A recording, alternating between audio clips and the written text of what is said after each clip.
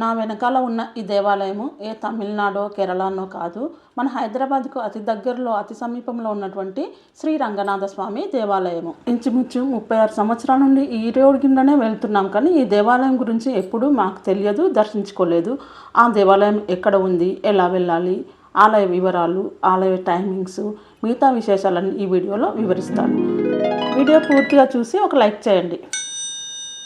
ఇది ఈ దేవాలయం ఎంట్రన్స్. లోపలికి వెళ్ళగానే చూడండి, పెద్ద రావి చెట్టు ఎదురుగా క్షేత్రపాలకుడైనటువంటి హనుమాన్ దేవాలయం ఉంది. ఇది ఆలయం యొక్క రాజ గోపురము. కొంచెం ఎత్తైన ప్రదేశంలో ఉంది. కొన్ని మెట్లు ఎక్కితే మనము ఈ ఆలయంలోకి ప్రవేశించవచ్చు. ముందు ఈ 3 ఉపదేవాలయాలు ఉన్నాయి. ఒకటి వినాయకుడు, రాజేశ్వరీదేవి, నాగదేవత, 3 ఉపాలయాలు ఉన్నాయి. ఈ మెట్లెక్కి ఈ ద్వారం గుండా మనము లోపలికి వెళ్తే చూడండి, ఇది అతి ప్రాచీనమైనది. విష్ణుకుండుల కాలంలో కట్టబడిందంట. ఈ పక్కన ఉన్నటువంటి అరుగులు లాంటివి ప్రాచీన దేవాలయాల్లోనే ఉంటాయి. ఇది ధ్వజస్తంభం. మనం ఇక్కడ పక్కనే 2 దేవాలయాలు ఉన్నాయి. ఒకటి వెంకటేశ్వర స్వామి దేవాలయము, మరియు ఆ పక్కనే శ్రీరంగనాథ స్వామి దేవాలయము. ఇది 400 సంవత్సరాల క్రితం ఔరంగజేబ్ దీన్ని ధ్వంసం చేశాడంట. చూడండి, ప్రదక్షిణ చేస్తుంటే చక్కటి పార్క్ లాగా పూల చెట్లు అవన్నీ చాలా బాగా ఉన్నాయి. ఇక్కడైతే చాలా ప్రకృతి సహజ, చుట్టూ ఖాళీ ప్లేసు, అన్ని చెట్లు ఉన్నాయి. అయితే ఈ ఔరంగజేబ్ విగ్రహాలను ధ్వంసం చేసినప్పుడు వెంకటేశ్వర స్వామి విగ్రహాన్ని పూర్తిగా పగలగొట్టాడంట. రంగనాథ స్వామి విగ్రహము అసలు ఎంతకు పగలకపోతే దాన్ని బావిలో పడేసి వెళ్ళిపోయారంట ఆ సైనికులు. ఆంజనేయ స్వామి మాత్రము అలాగే అప్పటి నుంచి 400 సంవత్సరాల నుంచి కూడా అలాగే ఉంది. ఇంచుమించు శిథిలావస్థలో ఉన్న ఈ దేవాలయాన్ని చూడండి. దేవాలయం గురించి వివరాలు నేను తర్వాత చెప్తాను. ఇప్పుడు మెయిన్ ఆలయంలోకి ఎంటర్ అయ్యాము. ఈ ఆలయంలో మధ్యలో పెద్ద వెంకటేశ్వర స్వామి విగ్రహము, ఒకవైపు పద్మావతి అమ్మవారు, ఇంకొక వైపు గోదాదేవి అమ్మవారు ఉన్నారు. ఈ ఆలయము మొదటి విష్ణుని కుండినుల కాలంలో, అంటే 7-8 శతాబ్దంలో నిర్మించారంట.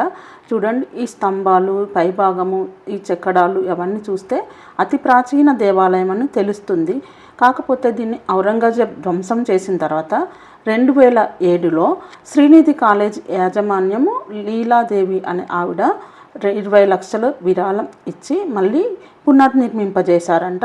ఈ ఆలయంలోని విగ్రహాలు టీటీడీ దేవస్థానం వారు తిరుమల నుంచి పంపించారట. ఈ వెంకటేశ్వర స్వామి విగ్రహం చూడండి, ఈ పైన కప్పు ఇవన్నీ ఉంటే ప్రాచీన దేవాలయంలాగే కనిపిస్తున్నాయి కదా.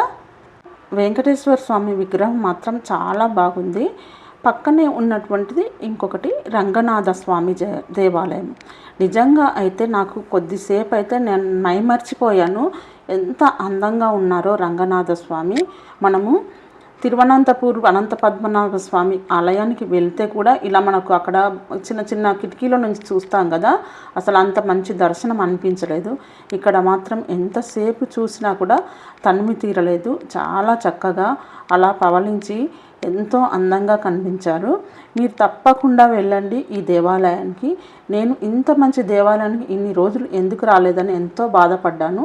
నాకు ఈ దేవాలయం గురించి ఈ మధ్యనే తెలిసింది. చూడండి, పద్మనాభ స్వామి లాగానే శ్రీరంగనాథుడు ఎంత అందంగా పవలించి ఉన్నాడు. ఈ ఆలయంలో ప్రతి శనివారం రోజు అన్నదానం కూడా చేస్తారంట. అలాగే వైశాఖ పౌర్ణమికి 5 రోజుల ముందు బ్రహ్మోత్సవాలు చాలా ఘనంగా నిర్వహిస్తారట ఇక్కడ. అలాగే వైకుంఠ ఏకాదశి కూడా చాలా బాగా ఉత్సవాలు జరుపుతారు. ఈ అనంత పద్మనాభ స్వామిలాగా ఉన్న ఈ రంగనాథ స్వామిని చూస్తుంటే అసలు కన్నులు అక్కడి నుంచి కదలబుద్ధి కాలేదు. మేము ఒక అరగంట సేపు అక్కడే ఉన్నాము. ఎక్కువ రష్ లేదు, ఎందుకంటే ఈ ఆలయం గురించి చాలామందికి తెలియదు. ఇంకొక వింత ఏంటంటే 2007లో పునర్నిర్మించిన తర్వాత బ్రహ్మోత్సవాలు జరిగేటప్పుడు గరుడ పక్షి వచ్చి ఆలయ గోపురం మీద చక్కగా 3 రోజులు ప్రదక్షిణ చేసిందంట. అలాగే ఒక నాగసర్పము, నాగుపాము వచ్చి కూడా పడగ విప్పి గుడి ముందు నిలబడేదట 3 రోజుల పాటు ఆ ఉత్సవాలు జరుగుతున్నప్పుడు. అక్కడ పంతులు గారు చెప్పారు ఆ వివరాలు. ఇది ఆలయం లోపల మనం వెళ్ళి ఎంతసేపైనా ప్రశాంతంగా కూర్చోవచ్చు. చాలా బాగుంది ఈ ఆలయము. మేము ఏకాదశి రోజు వెళ్ళాము ఈ ఆలయానికి. ఈ ఆలయము ప్రాచీనమైనదే కాదు, ఇక్కడ ఇప్పుడు మెయింటెనెన్స్ కూడా చాలా బాగుంది. చూడండి, చుట్టూ పచ్చని చెట్లు, ఈ అన్ని పండ్ల చెట్లు, కొన్ని పూల చెట్లు కూడా ఉన్నాయి. ఒక ఫ్యామిలీ మొత్తం వెళ్తే ఒక రోజంతా కూడా ఇక్కడ ఈ చెట్లు ఇవన్నీ చూస్తూ ఏదో దూర ప్రాంతానికి వెళ్ళిన ఫీలింగ్ వస్తుంది.